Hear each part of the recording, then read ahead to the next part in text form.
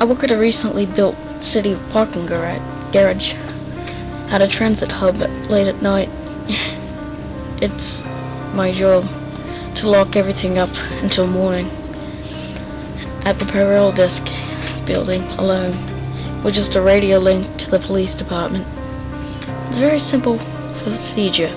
It takes me about 10 minutes to lock everything up with 15 minutes walkthroughs every hour.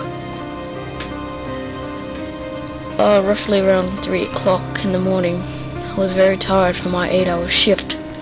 With 4 more hours to go, I dragged myself to the security center. Fancy talk for a room with a chair monitor. And began my ascent through the ramps. I listened to my footsteps echo and realized it seems quieter than usual. I could smell the typical smell of putrid city area, of the framing fences and the trash can from the numerous homeless from the area using the trash bins. We had to lock down the public bathrooms to prevent damage left to vandalism, and importantly deaths from people who were overdosing there in the middle of the night. I finally got to the top floor and summoned the elevator. I placed my forehead against the door, feeling the cool air rushing shaft, reaching my floor with a satisfying ding. I stepped in and got to the ground floor and continued back to my office, lifting the door head aside, running for the cold office room, and using my magnet fob lock on the door. The door usually gets hung up a little, so I use with a swift heel. I slam it shut, make my way to my desk. The computer camera is not worthy to be called an ex-agent. I'm pretty sure it doesn't even make sense anymore, not to mention the internet. The camera ran off. It's so slow, it will take forever to update. So I sat there with my new favorite pastime, watching myself walk around 10 minutes lag for a long time. I sat there watching myself trudge through my stupidity, hot weather.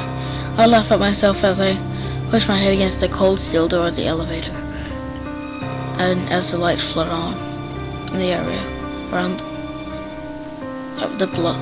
my blood ran cold. There was a man sitting no more than 6 feet away staring at me. As I entered the elevator, he headed for the stairs, ready vaulting down the stairs. My heart races.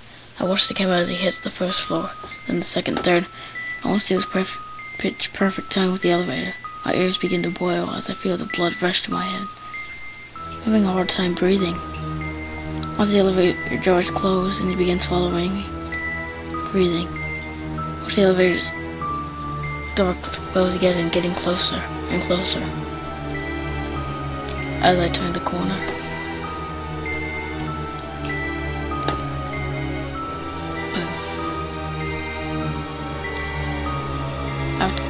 After I turn, I watch fling doors open as he catches it. Sitting right behind me, my heart's pounding in my eardrums. He's inside the building. I kept watching, knowing I should look away. I can't find him. I see why I kicked the door and shut in his face, which means as I searched the room, eventually discovered it was just me in there. I waited for a few officers to come in the building and give me a slap on the wrist for not paying attention, and then left the building for the rest of the night. I stayed in the room, watched the camera diligently, but never saw him again. Now every time I go to work, I can never shake the feeling that I'm being watched.